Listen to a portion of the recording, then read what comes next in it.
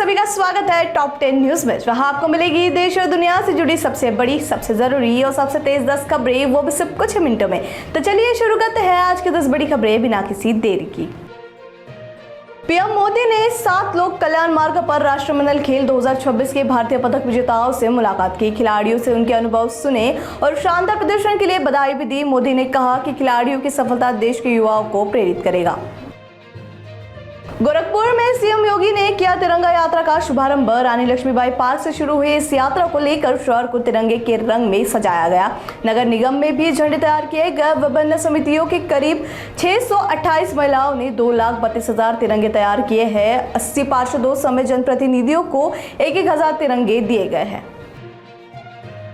मुख्यमंत्री देवेंद्र फडणवीस ने एक बयान में स्पष्ट कहा कि इथेनॉल मिश्रित पेट्रोल से वाहनों को नुकसान होने का कोई आधिकारिक प्रमाण नहीं है। उन्होंने कहा कि इथेनॉल नीति चीनी उद्योग, चीनी मिलों और गन्ना किसानों के लिए महत्वपूर्ण है।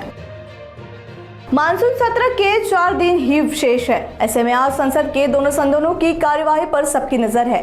नीट मुद्दे पर विपक्ष के विरोध के बीच महिला आरक्षण, परिसीमन और FCRA जैसे प्रस्ताव पर सरकार की रणनीति अभी स्पष्ट नहीं है। विपक्ष के हंगामे के बीच लोकसभा की कार्यवाही 12 बजे तक के लिए स्थगित कर दी गई है।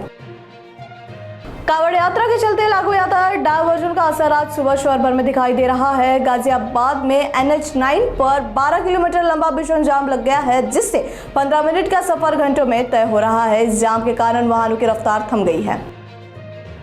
उत्तरकाशी में रविवार देर रात 4.2 तीव्रता के भूकंप के तेज झटके महसूस किए गए हैं, जिससे लोग नींद से जाग गए। आपदा प्रबंधन केंद्र के अनुसार भूकंप से किसी जान माल के नुकसान की खबर नहीं आई है। श्रावण मास के दूसरे सोमवार को हापुड़ के प्राचीन मंदिरों में शिव भक्तों की भारी भीड़ उमड़ी है। भक्तों ने दूध, गंगाजल और पंचामृत से महादेव का अभिषेक कर विधि विधान से पूजा अर्चना की, जिससे सभी देवालय जयकारों से गूंज उठे। वहीं काशी विश्वनाथ सहित वाराणसी के शिवालयों में भक्तों का सैलाब उमड़ पड़ा है। गंगा में बाढ़ के बावजूद कांवड़ियों और श्रद्धालुओं ने बोलबम के जयकारों के साथ बाबा का अभिषेक किया। आस्था चरम पर रही है।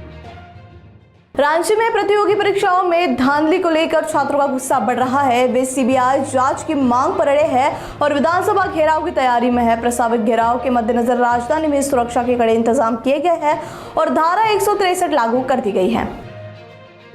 झांसी में एक बुजुर्ग ने 9 साल की बच्ची से दुष्कर्म का प्रयास किया है, जिसके बाद बच्चों ने भागकर परिजनों को बताया। पुलिस ने आरोपी को गिरफ्तार किया है, लेकिन उसने थाने में आत्महत्या का प्रयास भी किया है और गंभीर हालत में अस्पताल में भर्ती किया गया है उसे। वैश्विक बाजार के संकेतों डॉलर इंडेक्स में उतार चढ़ाव के कारण देश में सोने और चांदी की कीमतों में जोरदार तेजी दर्ज की गई है। 24 कैरेट सोना करीब 1,49,600 से 1,50,000 रुपए प्रति 10 ग्राम और चांदी 2,31,000 रुपए प्रति किलोग्राम के आसपास पहुंच गई है। तो आज की टॉप 10 बड़ी खबरों में फिलहाल इतना ही। देश दुनिया की हर जरूरी और भरोसेमंद खबरें सबसे पहले जानने के लिए जुड़े रहिए नागपुर समय न्यूज के साथ। देखते रहिए, जागरूक रहिए, क्योंकि ये मिलते हैं सबसे सटीक खबरें सबसे सही वक्त पर।